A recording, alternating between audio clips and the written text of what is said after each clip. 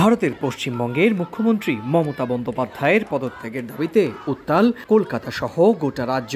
আন্দোলনকারীদের অভিযোগ, রাজ্যের পুলিশ ও স্বাস্থ্য দপ্তরের উদাসীনতার কারণেই ৩২ দিনেও গ্রেপ্তার হয়নি নারী চিকিৎসককে ধর্ষণ ও খুনের ঘটনার মূল হোতা।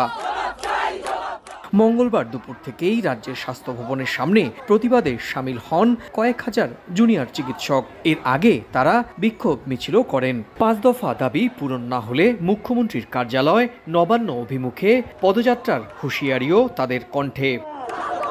এদিকে মঙ্গলবার বিকেল ৫টার মধ্যেই জুনিয়র চিকিৎসকদের কাজে ফেরার নির্দেশ দিয়েছিলেন সুপ্রিম কোর্ট। তবে এদিন রাতেও রাজপথ দখল করেই আন্দোলন করতে দেখা যায় তাদের। বিচারের দাবিতেই আমাদের আন্দোলন এত ১ মাস ধরে চলছে, এখনো তো আমরা বিচার পাচ্ছি না। বারবার বিভিন্ন আন্দোলনকারীরা থ্রেটের সম্মুখীন হয়েছে, তাদেরকে মারধর করা হয়েছে, তাদেরকে ভার্বাল থ্রেট দেওয়া হয়েছে।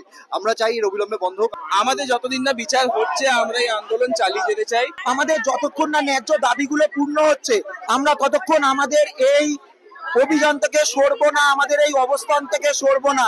গত ৯ আগস্ট রাতের দায়িত্ব পালনরত অবস্থায় কলকাতার আরজিকর হাসপাতালে ধর্ষণের পর খুন হন এক নারী চিকিৎসক। এরপরই ফুঁসে ওঠে গোটা ভারত। নাগরিক সমাজের সঙ্গে আন্দোলনে রাজপথে আছে তৃণমূল বিরোধী প্রায় সব রাজনৈতিক শক্তি। সুব্রত আচার্য, সময় সংবাদ, ভারত।